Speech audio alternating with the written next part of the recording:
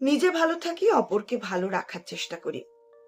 একটু আধটু লেখালেখিরও চেষ্টা করি, কারণ এটা আমার শখ। বই পড়তে ভালোবাসি, কারণটা এই, দুঃসময়ে বই একমাত্র জিনিস যা আমাকে ভালো সঙ্গ দিয়েছে। আজকের এই ভিডিও যারা দেখতে শুরু করেছেন তাদের কাছে পরিষ্কার একটা শব্দের মানে বলুন। সেকুলারিজম। সেকুলারিজম একটি বহুল ব্যবহৃত কনসেপ্ট। এই শব্দটি প্রবর্তন করেন জর্জ জ্যাকব হলিওক। 1851 সালে তিনি প্রথম এই শব্দটি ব্যবহার করেন। নমস্কার, আমি অনন্যা। আজকের এই ভিডিও থেকে আপনারা পরিষ্কার বুঝতে পারবেন যে কারা অ্যাকচুয়ালি সেকুলার হওয়া উচিত ছিল, অর্থাৎ সেকুলার এই শব্দটার মানে কি হওয়া উচিত ছিল, কারা অ্যাকচুয়ালি সেকুলার বর্তমানে, আর কারাই বা সেকুলার নন। দেখুন, এই যে সেকুলার এই শব্দটার গায়ে প্রচুর রক্ত লেগে রয়েছে। শব্দটার গায়ে লেগে রয়েছে উদ্বাস্তুর তকমা। শব্দটার গায়ে গড়িয়ে পড়ছে কাশ্মীরি পণ্ডিতদের তাজা রক্ত। কান পেতে শুনুন, 3 বছরের বাচ্চা চাপা আর্তনাদ তার। নিজেরাই ন্যারেটিভ তৈরি করছেন, কারণ সেকুলার এই শব্দটা এখন প্রশ্নের মুখে। এর কারণ কি জানেন? এর কারণ ওই তথাকথিত সেকুলাররাই। ওদের একতরফা চিন্তা আর কোনো একটা পক্ষের জন্য কুমিরের কান্না করা। তিলে তিলে মাথায় রাখবেন, কোনো একটা পক্ষের জন্য। তিলে তিলে সেকুলার শব্দটাকে কোথায় এনে দাঁড় করিয়েছে জানেন? ইতিহাসে ফিরি। এই যে শব্দটা কোথা থেকে এলো সেটা একটু জানি। এই শব্দটা এসেছে রোমান আমলের ল্যাটিন শব্দ সেকুলারিস থেকে। সেকুলারিস। তাহলে এই শব্দটার এখন মানে জানতে হয় কি এর অর্থ। এর মানে হলো গির্জার নিয়মের বাইরে যারা রয়েছেন, কারণ তখন সেই সব সমাজে মানুষজন খ্রিস্টান নিয়ম কানুন তার মধ্যে অনেকেই থাকতেন না, থাকতে অস্বীকার করতেন, গির্জার বিরুদ্ধে বিদ্রোহ করেছিলেন, এরকম অনেকেই। 19 শতাব্দীতে আবার এর অর্থ অন্যরকম হয়ে গেল। তখন এর মানে কি দাঁড়ালো? যারা কোনো আধ্যাত্মিকতায় বিশ্বাস করে না। আবার এই 20 শতাব্দীতে ধর্ম নিরপেক্ষতা হয়ে দাঁড়ালো, যে রাষ্ট্রের কোনো ধর্মীয় পরিচয় থাকবে না। কিন্তু এই শব্দের উত্থান এবং পতন সবই রয়েছে কিন্তু ইউরোপে। এই প্রসঙ্গে আজকে একটা কথা আপনাদের বলবো, কিন্তু বুদ্ধিজীবী সেকুলারিজমকে নিয়ে যখন ভণ্ডামি করেন তাদের সামনে তুলে ধরছি সেই বিষয়টাই। আচ্ছা, আশিস নন্দীর নাম শুনেছেন? একজন বিখ্যাত ভারতীয় চিন্তাবিদ, সমাজতাত্ত্বিক। তিনি একটি বই লিখেছেন যার নাম অ্যান্টি সেকুলারিস্ট ম্যানিফেস্টো, অর্থাৎ ধর্ম নিরপেক্ষবাদ বিরোধী ইস্তফা। তার বক্তব্য কি? এই ধারণাটা এসেছে ইউরোপ থেকে, এর সঙ্গে ভারতীয় সমাজের কোনো মিল নেই। সেকুলারিজম আসলে বিদেশি চিন্তার ফল। তার মতে এটা একটা ইউরোপীয় ধারণা। ভারতে বহু ধর্মের বিকাশ এবং মিলন হয়েছে, তখন এমন কোনো চিন্তার বা শব্দের দরকার কিন্তু পড়েনি। তাহলে আজ কি কারণে এটা দরকার? সেকুলারিজম এই ধারণাটি ঐতিহ্যগত ভারতের যে বিশ্বাসকে তাকে পাত্তা দেয়, প্রান্তিক মানুষের চিন্তাকে অবহেলা করে। তার মতে ধর্মনিরপেক্ষতার নামে ভারতের বিভেদ এবং বৈষম্য আরো বাড়বে। এই যে আশিস নন্দীর কথা বলছি, জানি না তার কথা ঠিক কতজন জানেন বা তার লেখা ঠিক কতজনই বা পড়েছেন। যদিও জানেন, এটাও জেনে রাখুন তিনি বিজেপি বিরোধী। সুতরাং ওই স্বল্প জ্ঞান নিয়ে আপনি আশিস নন্দীকে আবার বিজেপি বানিয়ে দেবেন না। ওটা আপনাদের সেকুলার নামধারীদের স্বাভাবিক প্রক্রিয়া মাত্র। অর্থাৎ যার কথায় পছন্দ না তাকে একটা স্ট্যাম্প মেরে দাও। প্রতিক্রিয়াশীল, সাম্প্রদায়িক, দক্ষিণপন্থী, এসব বড় বড় নাম।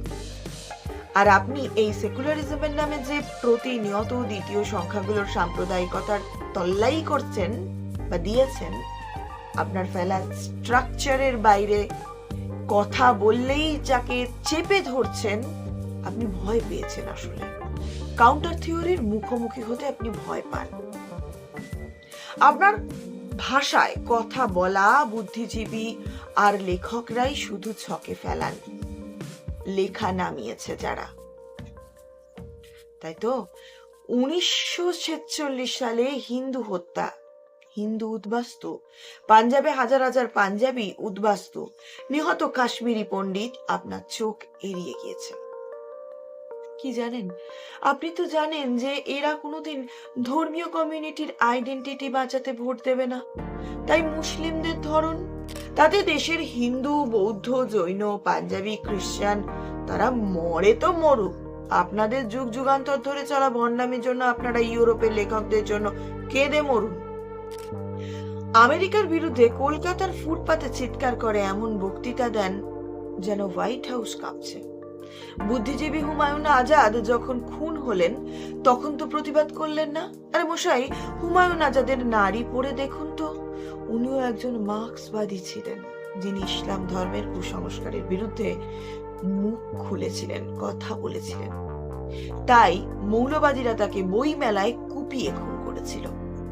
তখন কোথায় ছিল সেকুলারদের প্রতিবাদ? তখন আপনাদের প্রাণ কাঁদেনি, কারণ আপনাদের এখানেও আপনারা ওই ধর্মের ভোট পেতে ব্যস্ত থাকেন, নারী স্বাধীনতার বড় বড় জ্ঞান দেন যখন মনে থাকে না। তাসলিমা নাসরিনকেও লড়াই করতে হচ্ছে নারীদের বিরুদ্ধে ধর্মীয় মৌলবাদীদের সঙ্গে। কি জানেন, রামমোহন, বিদ্যাসাগরের বড় বড় ডায়লগ লেখা, ফেসবুকে পোস্ট দেওয়া খুব সহজ কাজ, কিন্তু তসলিমা নাসরিনকে সমর্থন করলে পাথর আর তলোয়ারের সামনে দাঁড়াতে হবে। তাই চাদর মুড়ি দিয়ে শুয়ে থাকি আমরা। হিন্দু ধর্মের বিরুদ্ধে লেখার জন্য এই দেশ থেকে কাউকে কাউকে বাইরে কিন্তু যেতে হয়, কিন্তু বাংলাদেশ থেকে শত শত লেখক যেমন তসলিমা নাসরিন, আরশাদ নূর যারা নির্বাসনে, সেখানে আপনি চুপটি করে মুখটি বুঝে ভোট ভোট গল্প করে যাচ্ছেন। এটা আপনার সেকুলারিজম নয়? 1947-এর পর থেকে পাকিস্তান আর বাংলাদেশে হিন্দু জনসংখ্যা কমতে থাকা নিয়ে কোনো গান নেই, গান নেই বাংলাদেশের হিন্দু নিধন নিয়ে। এটাই কি সেকুলারিজম?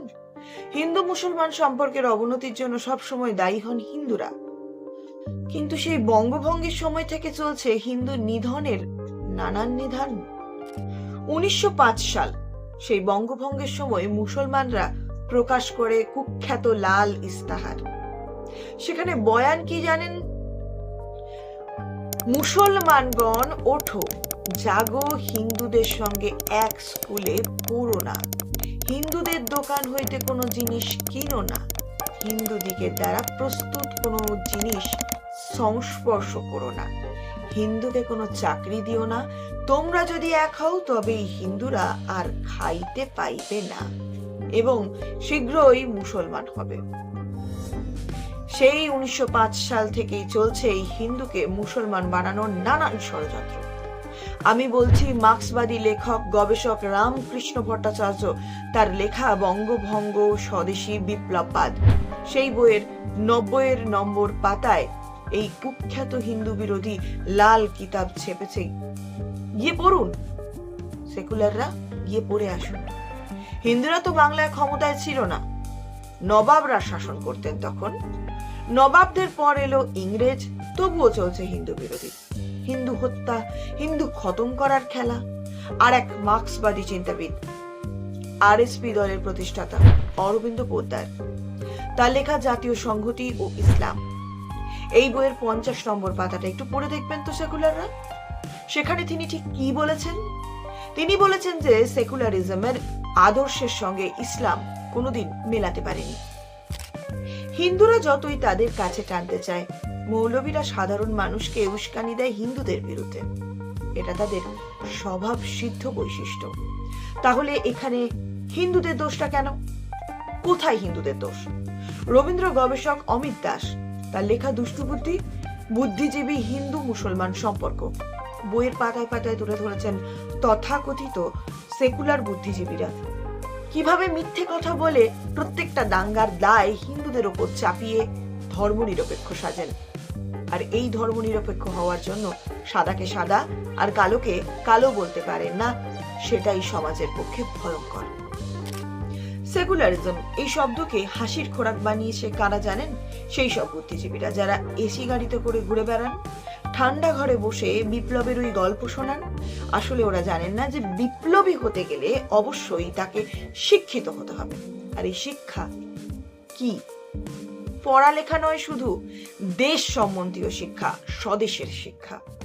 পশ্চিমবঙ্গ সরকারের রবীন্দ্র পুরস্কার প্রাপ্ত লেখক নন্দগোপাল সেনগুপ্ত তার লেখা বাস্তববাদীর ভারত জিজ্ঞাসা বইয়ের 54 নম্বর পৃষ্ঠায় তিনি বলেছেন, মুসলমানদের একটাই বিশ্বাস, বিধর্মীদের হয় ধর্মান্তরিত করবে, নয় কোতলাম আম বা সমূলে নিপাত। আর আমাদের দেশের সেকুলাররা একতরফা হিন্দুদের গালাগালি দিয়ে বুদ্ধিজীবী সাজতে ব্যস্ত। তারা জানেন হিন্দুদের থেকে তেমন কোনো প্রত্যাঘাত আসবে না, মুসলমানদের প্রসঙ্গ টানলে বিপদ। রবীন্দ্রনাথ কিন্তু আজকালকার বুদ্ধিজীবীদের মতন সেকুলার সাজার জন্য মিথ্যের আশ্রয়, তাই সাদাকে সাদা আর কালোকে কালো বলতে তার বাধেনি। কালমা না পড়তে পারায় খুন হলেন সেদিন এক হিন্দু পর্যটক। এই সমস্যা নতুন নয় বন্ধু, কিন্তু বোঝা যায় যখন দেখি আজ থেকে প্রায় 100 বছর আগে রবীন্দ্রনাথ অমিতা সেনকে এক চিঠিতে লিখেছেন, হিন্দু লেখা সাহিত্য হিন্দুর মনোভাব প্রকাশ পেয়ে যাকে বলে আজকাল মুসলমানেরা নালিশ করছে, এর প্রতিকারের একমাত্র উপায় হিন্দু সাহিত্যকদের ধরে ধরে মুসলমান করে দেওয়া। আমরা তো শেষ প্রহরে এসে পৌঁছেছি, এখন সমস্যাটা তোমাদেরই স্কন্ধে এসে চাপবে। পরিজনরা মুসলমান হবার জন্য কোমর বাঁধছে, তারপর তোদের পালা আসবে। কোরআনের তর্জমা যদি হাতের কাছে থাকে তাহলে এখন থেকে পড়তে শুরু করো। ভাবতে পারেন কত বছর আগের কথা। চিঠিটা পাবেন বিজন ঘোষাল সম্পাদিত রবীন্দ্র পত্র বিধানের 4th খণ্ডে। এছাড়াও রবীন্দ্রনাথ বহুবার স্পষ্ট করে বলেছেন হিন্দু মুসলমান সমস্যার বিষয়ে। তাই তো সেকুলার বুদ্ধিজীবীরা সিলেক্টিভ রবীন্দ্র চর্চা করেন। এই যে সিলেক্টিভ চর্চা সেকুলাররা করেন B.R. আম্বেদকরের ক্ষেত্রেও। আম্বেদকরের হিন্দু ধর্মের কুসংস্কারের বিরুদ্ধে বলা যে কথাগুলো সেগুলো তারা তুলে ধরেন, কিন্তু ইচ্ছে করে অন্যান্য কথাগুলো এড়িয়ে যাওয়া হয়। আম্বেদকরই বলেছিলেন ইসলামের প্রাধান্য শুধু নিজের ধর্মের জন্য, অন্য ধর্মকে তারা শত্রু মনে করে। এটা সেকুলারদের লেখায় আপনারা পেয়ে যাবেন। ভারতকে নিজেদের দেশ মানেই না তারা। শরৎচন্দ্রের বর্তমান হিন্দু মুসলমান সমস্যাটা একটু পড়ে দেখবেন তো। বিপিন পালকেও তার রাষ্ট্রনীতি বইয়ে বলতে হয়েছে যে ভারতবর্ষের মুসলমানরা মুসলমান আগে, ভারতবাসী পরে। অনেক হয়েছে, এবার নিজেদের পার্সিয়াল রাজনীতি বন্ধ করুন। দেশটা কিন্তু দ্বিজাতি তত্ত্বের নামে ভাগ হয়েছিল তখন। কোনো হিন্দু এই তত্ত্ব কিন্তু তোলেনি, তুলেছিল মুসলিম বুদ্ধিজীবী। সবাইকে এই হিন্দু বানাবো এমন চিন্তা কোনোদিন কোনো হিন্দুর মাথায় কি ছিল? বলতে পারেন না, ছিল না। যাদের ছিল তাদের প্রতি সেকুলারদের মুখে তালা দেওয়ার জন্যই আজ এই অবস্থা। প্রতি বছর হাজার হাজার হিন্দু কমছে অমরনাথ যাত্রায়। প্রতি বছর হত্যা চলে মানুষের উপর, যারা মরে তারা হিন্দু বলেই তারা মরে। সব থেকে খারাপটা কি জানেন? কিছু মুসলমানকে যখন দেখি এগুলোকে প্রশ্রয় দেয়, আমি সবার কথা বলছি না, বহু মুসলমান রয়েছেন যারা প্রকৃত ভারতবাসী মনে করেন নিজেদেরকে, এবং তারা প্রকৃত ভারতীয় সত্যি, কিন্তু তাদের গলা শোনা যায় খুব কম। যখন এই সেকুলার বুদ্ধিজীবীদের জন্য আমরা এত চিৎকার করছি, আমরা চাই সেই সকল মুসলমান ভাইরাও বোনেরাও এগিয়ে আসুক। সেই সব ভারতীয় মুসলমানরা কোথায়? এগিয়ে আসতে হবে তাদের, দেশকে এগিয়ে নিয়ে যেতে গেলে। আর যারা সেকুলারিজম তুলে দেওয়ার জন্য বলছেন তাদের বলবো, ভারতের চিন্তার মধ্যেই রয়েছে না সমন্বয় পায়। এই যে যেমনটা দেখছেন একজন আদিল হোসেন, একজন ঘোড়সওয়ারওয়ালা, যেভাবে এই কাশ্মীরের পেহেলগাঁওয়ে হিন্দু টুরিস্টদের বাঁচানোর জন্য বন্দুক ছিনিয়ে নেওয়ার চেষ্টা করেছিল, বিনিময়ে তার জানও চলে যায়। এটাই ভারত, এটাই ভারতের আসল চিত্র। ভারতের সেই আত্মা যার চিন্তার মধ্যে রয়েছে সেকুলারিজম। মুসলিম ধর্ম না হয় বাইরে থেকে এসেছিল, কিন্তু ভুলে যাবেন না বৌদ্ধ, জৈন, শিখ এই ধর্মগুলো কিন্তু ভারতেই রয়েছে, ভারতেই ছিল। ভারতের যতটা অবদান হিন্দুর, ততটাই বৌদ্ধ, জৈন, শিখদেরও। ওরাও ভারতের আত্মার সঙ্গে মিশে রয়েছে। তাই এই রাষ্ট্রের ধর্ম কি হবে সেটা বিবেচনার অধিকার যতটা একজন হিন্দুর, ঠিক ততটাই ওদেরও।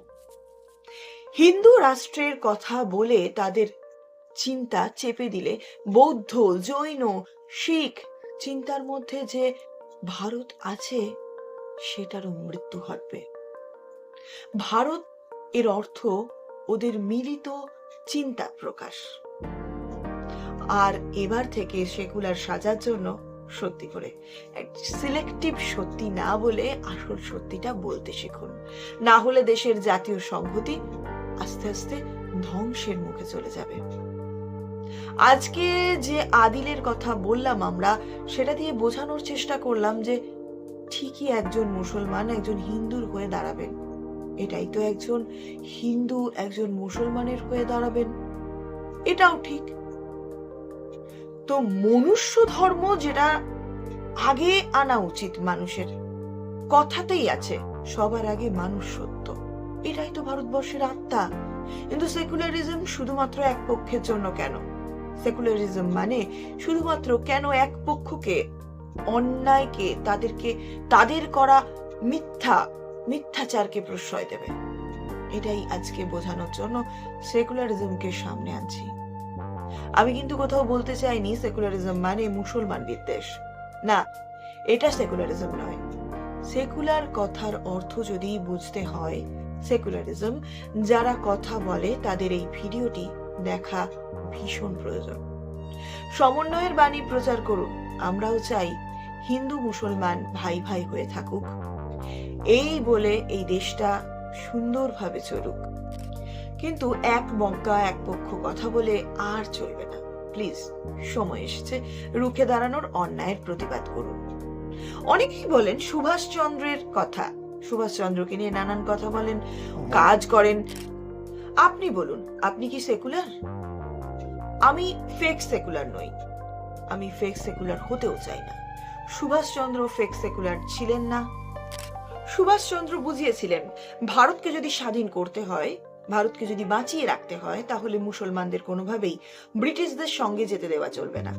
ব্রিটিশ যদি একবার মুসলমানদের পেয়ে যায়, তাহলে সংহতি নষ্ট করতে তারা ফন্দি আঁটবে, আর সেই ফন্দি আঁটতে তারা বাধ্য হয়েছিল।